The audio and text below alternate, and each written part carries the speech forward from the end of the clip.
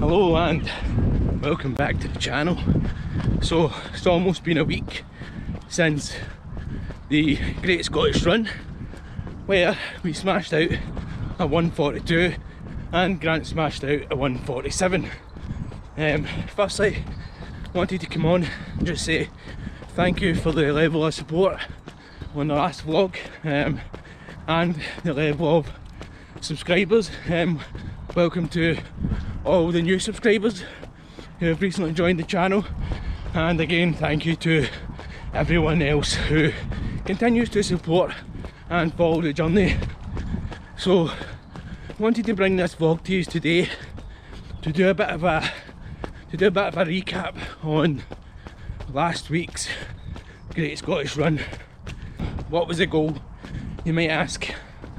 The goal was sub 140. Again, shoved the run up here. We achieved, as you've seen, a 1:42 on the day. And to be honest, I'm really happy with the 1:42 because the level of training just wasn't there. So me and Grant were supposed to do the virtual London Marathon. The plan actually was, if you'll have seen in other videos, was to run a half marathon first and then go and do the Great Scottish Run.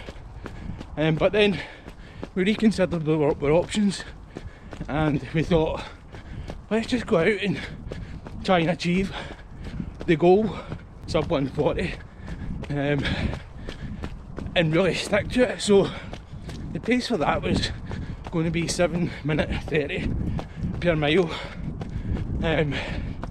For Grant, this was something that he's never done, especially over the half marathon distance. For myself, it's about 20 seconds off of marathon pace. So why did we not achieve it? Didn't achieve it because the training wasn't there. Like I said, because the plan was just to run it rather than race it. There wasn't any training. Made me really happy that on the day I was keeping up with the 140 pacer, which I was absolutely ecstatic about. At one point, as you've seen, I was actually passing him. Oh. Nice on the pathway parking there for Glasgow City Council. So yeah, I mean, although the training wasn't there, to go and smash out a 1:42 just on the basis of maybe a couple of weeks off a specific training rather than a 12 or 16 week block. Let's get stuck into those miles. I'll just put the miles up here and we'll break them down. So right up until just before mile 10, I think it was going absolutely solid. Nutrition was on point, legs were on point. I have been taking those salt tablets as well. I'll get to the nutrition part in a minute. And then things just got tough, and I believe this is where that whole training aspect came in. If I was doing a lot more longer runs and just really focusing on racing the half, then it would have definitely been a PB on the day. Let's talk more about that PB. So the last time I officially PB'd on Strava was on the Isorun 10-mile race, and it was on a purely flat course on the canal that I'd done that. So you can see the difference right there between the Great Scottish Run and the elevation conceded there, as opposed to being flat out on the canal. So to be totally honest, 2 minutes is a absolutely fantastic time to lose to hills basically. So I do totally believe that on a different day where we are running a completely flat course, that would have been somewhere in the 90s. So I'm talking maybe 138, 135. because I wasn't too far off at all, and with that specific training it would have been absolutely on point. So 142 I'm absolutely elated with, considering all these things. Again, I'm not making excuses here, I'm not on to make excuses, I'm on to just give you a breakdown as to what happened on the day, because again, you deserve it for this level of support. And don't forget, in this channel we like to keep it real. We like to keep it real in terms of we show you how it goes, we don't lie about it, and we show you the ups and the downs. There's no fabrication here whatsoever. Let's talk nutrition. So before the race I had a glucose tablet which just helped spike the level of glucose and get me race ready. We got to mile 4 when I could feel my body starting to get low, if that makes sense, like low blood sugar, etc. So I took a gel. Then I think mile 5 I took a salt tablet, and again roughly about mile 8 I could feel my body using up all its storage. So again, another glucose tablet just to help push it through to the final stretch. Again, we took another salt tablet roughly about mile 10, just so as we were keeping everything in balance and to avoid those much dreaded cramps. I must admit though, towards mile 8-9 I had felt like I was pushing it a wee bit faster than normal, and I could start to feel the slight, ever so slightest niggle of cramp. So again, it sort of put everything into perspective and made me slow down a bit, rather than pushing too hard, getting cramp and unable to finish it. Although that's never an option, because run, walk, or crawl, you get it over the line. So going into Glasgow Green, obviously you've seen that Zach was in the last vlog. Actually the plan was to lift both my boys, Zach and Xander, over the barrier and run up that final stretch with them together, but Xander had a little bit of cramp, so I just lifted Zach over, and that is who you've seen in the last video. Absolutely super proud of him to have done that last stretch. I actually think we were running at 7.5 minute miles up there, so good on you, Zach. Again, just to get it finished, but again, to finish in 1:42 is outstanding really. I would never have thought 3 years ago that anything like this would have been possible. It really just shows what happens when you believe in yourself and you put the right training required in. Now, I'm not talking about that training block there, because that wasn't really a training block. I'm not talking about the year-round base training, intervals, hill reps, just everything that contributes to you becoming a bigger, better, stronger runner. So the plan is to add in a bit more strength and conditioning into my routine from now on, because that seems to be what I'm lacking. So we move forward with that. Some of you might actually be asking how Grant gone and what happened to Grant. They finished 5 minutes behind me. Big PB, by the way. Big shout out to the boy Grant. Well done, my man. So Grant's plan was to stick with me for as long as he could, which you see in the video. He was there till about mile 5, and absolutely, again, super proud of him for that, because I mean, what we were doing on that day was really hard, especially to run that fast for that long. And again, everybody runs their own race, but I think Grant was near enough my level. I think what Grant lacks is the training, the constant year-round training. So Grant took about 6 months off after Edinburgh, and he's literally just been back running the past few weeks before that race. So big shout out to him, man, because that was a real PB, sub 150. I think Grant's PB before that was 154.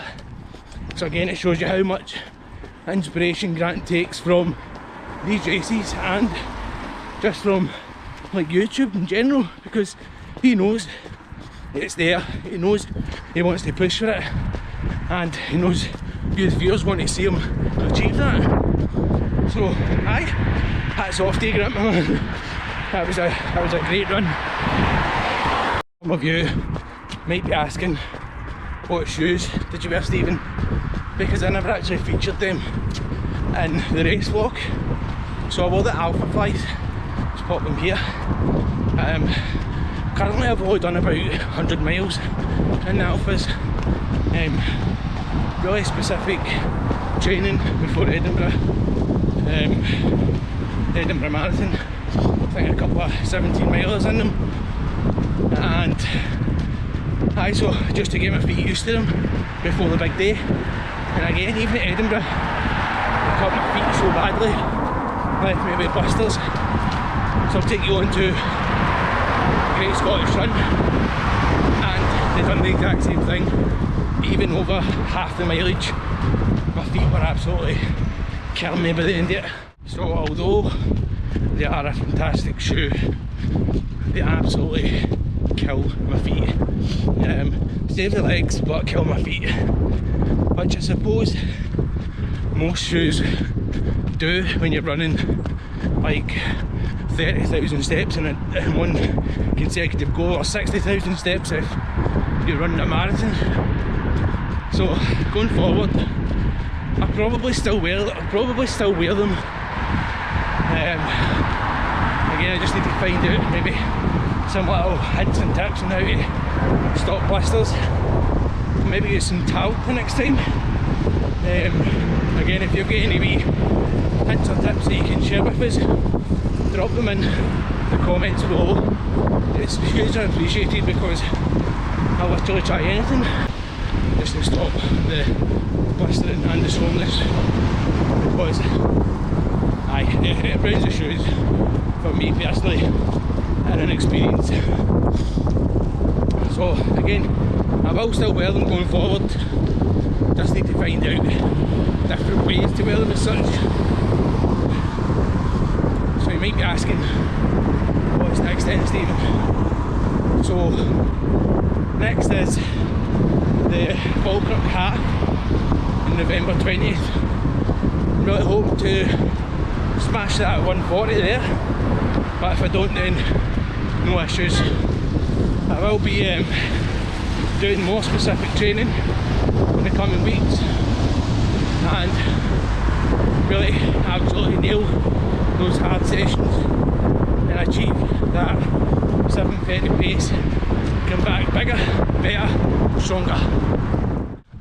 You'll probably have seen, if you follow me on Strava, down in the description below you can find a link, but you will see that I haven't done very many wet miles this week. Today is probably the first proper run, and that's just due to I want to give myself time to recover, really give myself the best possible opportunity to be injury free going forward, because last Sunday was an all out effort. That was hard, I'm not going to lie, but so worth it. From the support from you guys, the support from the family and the kids, it's just been unreal. And even to have Grant there along for the ride, it's just something extra special. Seeing him taking that inspiration really makes me want to just push on that bit harder, fight that bit harder, and be that bit better every time.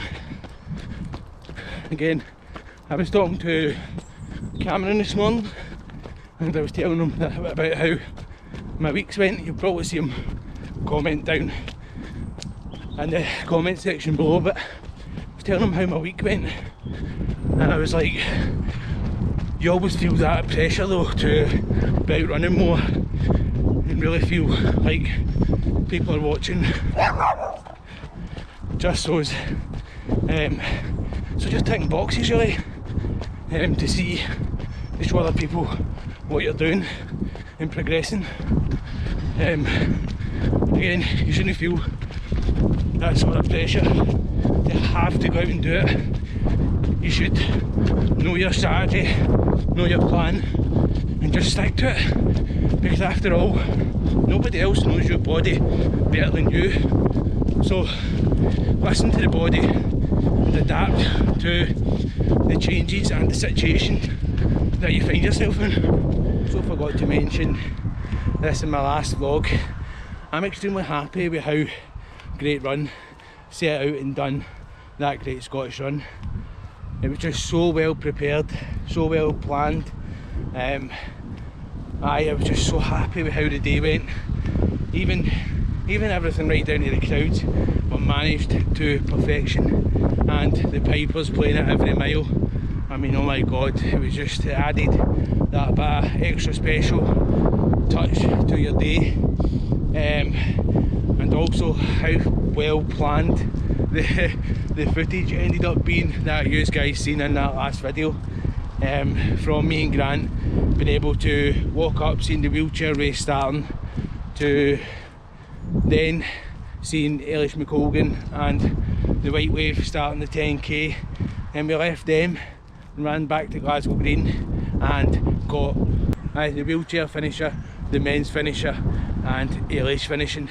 I would tell you their names, but I really can't remember them. Again, I'm just really happy with how the vlog went and how planned and how great the day was, to be totally honest.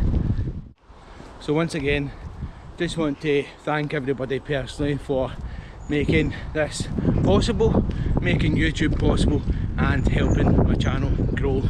It really does help, especially if you hit that wee subscribe button. I think 84% of my views on that last video that's now sitting at 1.3k, the Great Scottish Run, 84% were unsubscribed viewers, so do us a wee favour, just drop that wee subscription below. It really helps the channel grow and helps me massively, gives me a boost. Once again, gives me the inspiration to push on and keep making great content for you guys, which I know you love seeing. So on that note, we'll end it there, but next week I'm going to get back to it. Monday will possibly be an extremely hard session. You'll probably see the vlog Tuesday or Wednesday, so we start it off with a bang Monday.